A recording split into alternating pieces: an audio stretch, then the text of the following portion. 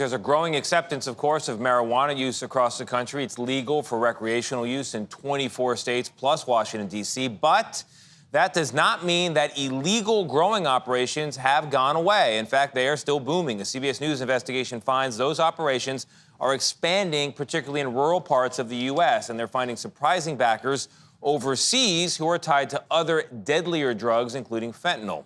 Nicole Skanka takes us now to an illicit marijuana farm in the beautiful state of Maine, which is one of the states where the drug is actually legal. Nestled along Maine's rocky shoreline, the sleepy town of Machias. People lobster fish, they clam and they log. Population about 2,000. It's sleepy. Sleepy, very quiet. But last fall, a pungent smell and a stream of vans darting to and from this barn woke up the neighbors, triggering a 6-week investigation by local police and Chief Keith Mercier, and unearthing more than $1 million in black market marijuana. They had irrigation systems set up, they had heating systems, humidifying systems. It was quite an impressive operation. Hanging from the rafters, flowering under a sea of grow lights, a maze of more than 2,600 plants seized by police.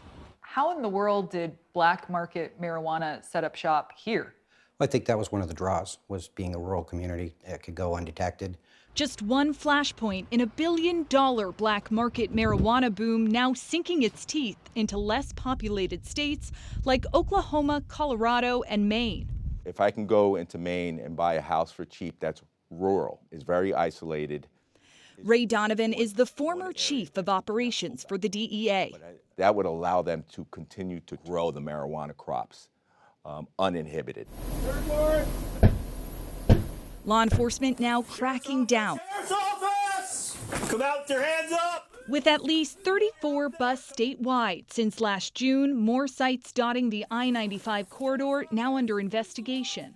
This is not just a Machias problem. No, this is a statewide problem. The information we have says that there's over 200 that are actively working right now. But perhaps more shocking than the budding number of illegal grows, who is behind them? By and large, we see Chinese organized crime behind black market marijuana.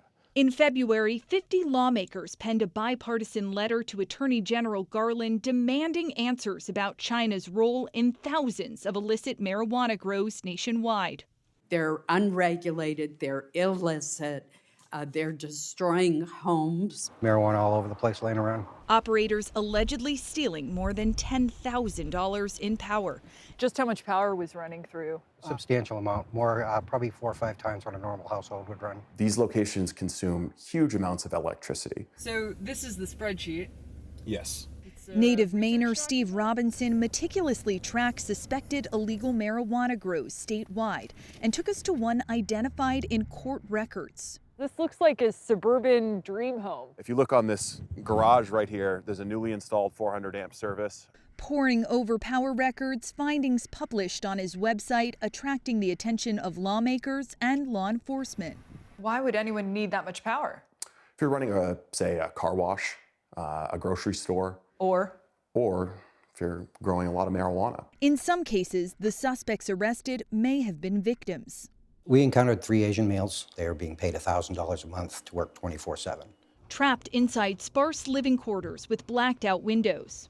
Some of the people have been brought here from China under the auspices that they're working under a legit business. it sounds like you're talking about victims of human trafficking. Yes.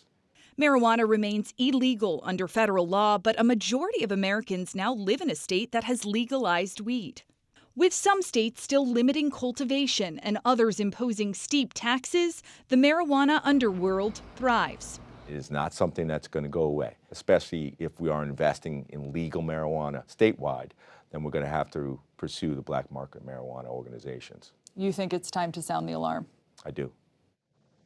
Donovan and other law enforcement sources told us some of the same criminal groups behind illicit weed are also part of a larger criminal network tied to a deadlier drug trade, fentanyl. In fact, Donovan said the DEA first connected Chinese organized crime to these illegal weed grows by following some of the same criminals profiting off the fentanyl supply chain. Tony? Whatever to make money. Nicole, thank you very much. So, of course, one of the reasons why weed is legal in 24 states is because people were tired of the war on drugs. But counterintuitively, when you legalize, you actually need a big, strong law enforcement push in order to push the black market into the legal market. Because people don't naturally want to volunteer to pay taxes, get regulated, fill out paperwork and forms. We're seeing that process play out in places like Maine.